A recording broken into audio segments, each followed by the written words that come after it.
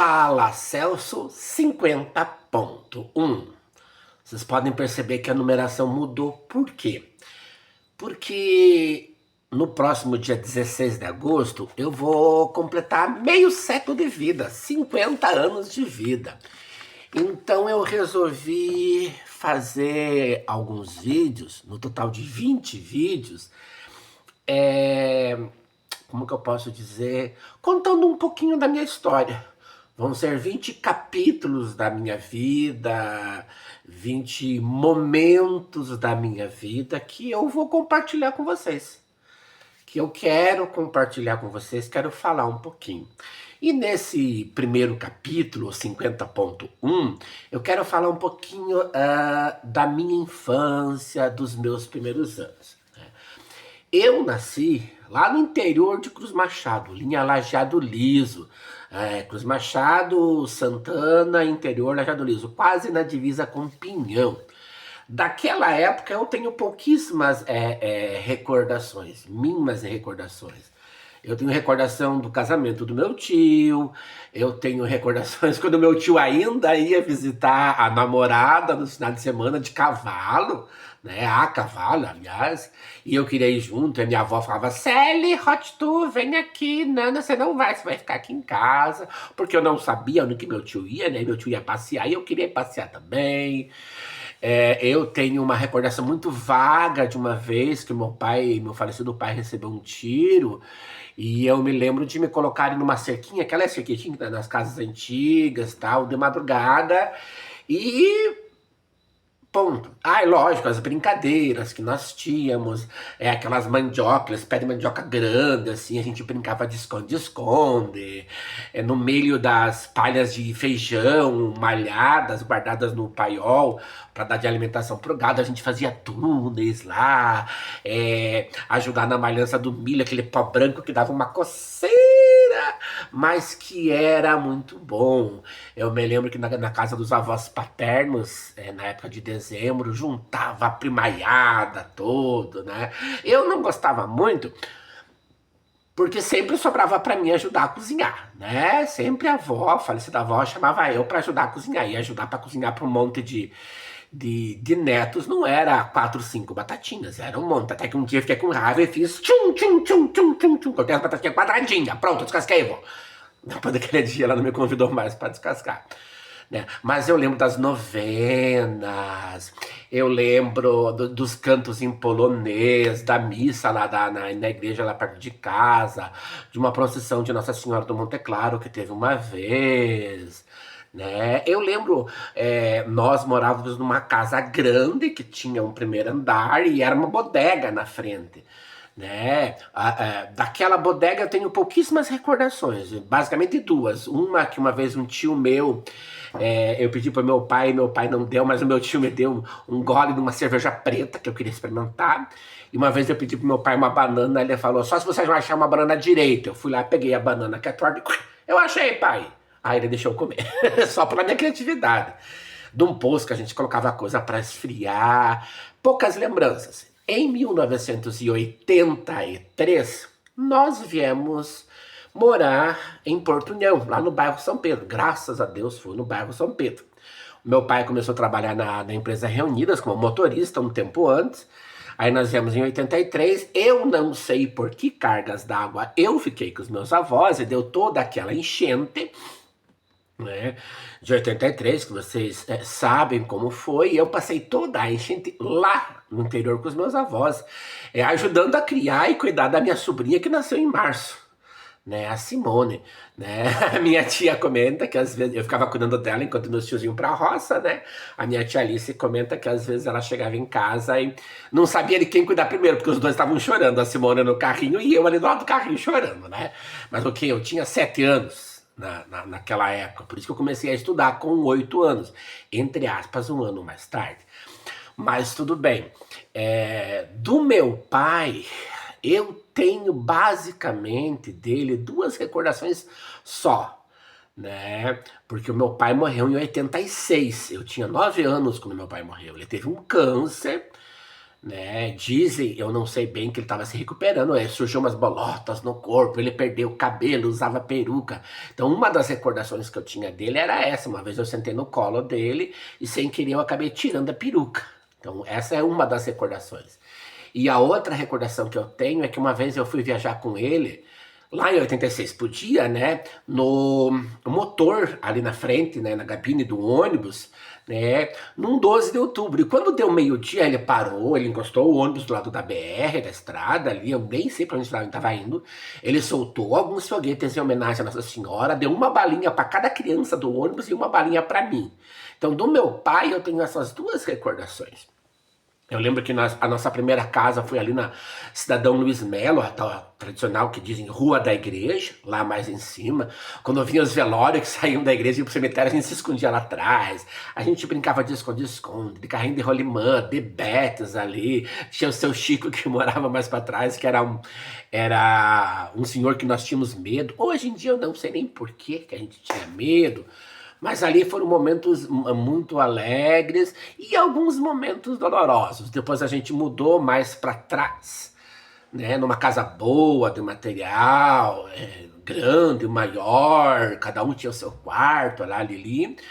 Daí eu lembro, malemar, que meu pai, é o que me dizem, porque eu não lembro, né? Vendeu aquela casa, né? E nós fomos morar numa casa do lado, que era alugada de um mecânico da Reunidas. E ali o meu pai morreu. Eu lembro que era uma quarta-feira, eu fui para a coroação de Nossa Senhora Aparecida, naquela época não era no último dia do mês. A comunidade do São Pedro fazia na última quarta-feira ou no último sábado do mês. Como deu na última quarta-feira, eles fizeram a coroação de Nossa Senhora. Então eu fui assistir a coroação da missa, né, a coroação de Nossa Senhora, e depois voltei para casa, né? E daí, né, o corpo demorou para chegar, chegou meia-noite e pouco, aquela coisa, a familhada toda, etc e tal. Depois o enterro no Jardim da Saudade, e eu não entendi a bolhufas, eu perguntei para minha irmã, aonde que é o cemitério? Isso aqui só tem flor, que é o jardim, né? Então eu tenho pouquíssimas recordações desta parte. Uma coisa que me marcou, escolarmente falando, muito interessante, foi que no Dia dos Pais, em agosto, a professora, se não me falha a memória, eu posso estar enganado, não sei direito, era a professora Neuza, na terceira série do primário, eu estava naquela época, era primário, no Dia dos Pais, eu falei que eu não queria fazer o cartão porque eu não tinha mais pai, mas ela mandou eu fazer. Ela me convenceu a fazer, eu fiz. Na quinta-feira, ela me soltou um pouco mais cedo. Eu estudei até o começo da terceira série do médio no Cid Gonzaga. Eu morava lá no São Pedro, perto da Reunidas, vinha a pé pro Cid Gonzaga. E daí a professora na quinta-feira ela me soltou mais cedo e ela, depois eu fiquei sabendo, né, que ela pediu para cada colega trazer uma flor no outro dia. Ela explicou para eles o porquê, mas eu não sabia. E daí na sexta-feira eu vi que os coleguinhas foram trazendo para a professora aquele ramalhete de flores lá e ela foi arrumando, amarrou com um laço bonitinho e deixou no negócio com água ali na mesa dela. E eu sem saber o que era. No final da aula ela entregou o cartãozinho para todo mundo e eu fiquei por último. E daí, ela entregou para mim o cartãozinho, ela pegou aquele ramalhete de flores, secou com papel toalha, né, e entregou para mim e disse assim, Celso, teu pai vai estar sempre com você. Não importa se ele já se foi ou não, mas ele vai estar sempre com você. Guarda as coisas boas dele. Tó, isso aqui é para você levar do cemitério. Nossa, aquilo... Ui, mexeu comigo e até hoje mexe, né?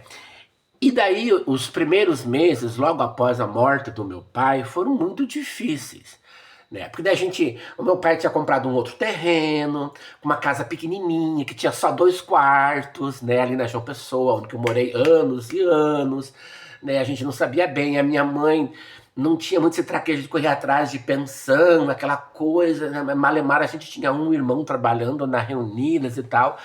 A gente só não passou fome, porque os parentes do interior, da parte da minha mãe, lógico, né? Traziam arroz, feijão, carne, às vezes até verduras, assim, a cada 2 meses, mais ou menos. E porque o pessoal da Reunidas, todo mês, durante 6 meses, eles deram uma cesta básica, farta, pra gente. Então foi um tempo difícil, assim, né? Eu ajudava as tias da cozinha lá do Cid Gonzaga a recolher os pratos e talheres que o pessoal tinha abandonado, porque daí ela me dava uma porção maior, de comida. Eu ia no CIP na quarta-feira à tarde, que era uma outra escola para ter umas aulas diferentes, né? E lá quase sempre tinha pudim de coco de lanche. E o que sobrava, né, na panela, que não foi servido aos alunos, eles colocavam uma vasilha de plástico com tampa e eu ia levando. Então ele vai levando aquela barriga, né? Aquilo abria, melecava a camisa, mas eu chegava em casa e tinha a tal da sobremesa, né? E naquela época eu gostei sempre de estudar. Eu me destacava muito nos estudos. Da primeira série até a oitava série, que na minha época era a oitava série ainda, eu disputava com mais duas alunas, a Adriane e a Simone. A Simone eu sei que é Feiler, e a Adriane acho que era Miller ou Mickler, não tenho bem certeza. A gente disputava para ver quem eram os melhores da sala. Eu gostava de estudar. Eu chegava bem mais cedo, meio-dia e meio, para estudar, para fazer as atividades e tal. E um outro ponto de fuga meu era a igreja. Eu era coroinha. E conforme eu fui crescendo, naquela época não tinha o termo cerimoniário, que tem hoje esse termo bonito. Eu era o coroão.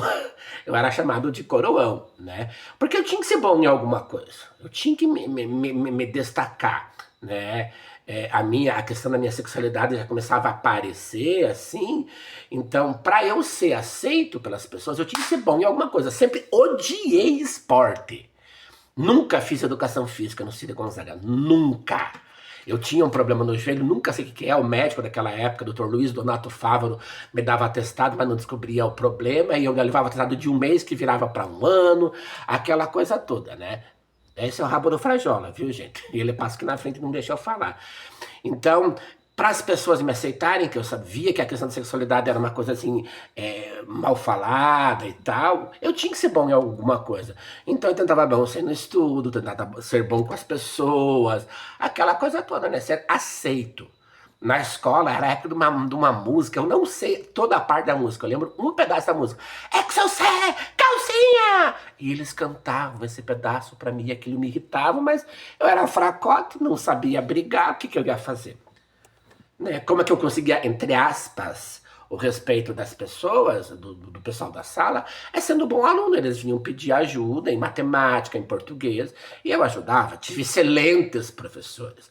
Professora Rosana Obi, professor Carlos Obi, professor Antônio Kincherski. De português eu tive a professora Elizabeth Maria Marques Kingerski, de geografia, a professora Irene Niedochetko. Naquela época, o professor Aloysio Vitiu, que foi meu professor por alguns anos, era um ótimo professor de história. Então, eu tive ótimos professores. Eu só odiava o professor de educação física, porque eu não sabia fazer, tinha que fazer aqueles relatórios do inferno, né? Então, esse primeiro vídeo, né, o 50.1, é essa parte, é minha infância, meus primeiros anos, vai. Então, todo dia eu vou estar postando um vídeo, mais ou menos pelo mesmo horário, pelas 7 horas, contando um pouquinho da minha história. Nas legendas vai ter os títulos ali dos vídeos que eu vou colocar. Tá? Não é para me fazer, não, porque eu não sou uma pessoa perfeita e nunca quis ser uma pessoa perfeita. É contando um pouco da minha história, né? 50 anos são 50 anos, não é todo dia que a gente faz 50 anos. Aqui, ó, né? Isso que é o Frajola, né? Vocês viram como é que é, né? Então, até o próximo. Abraço!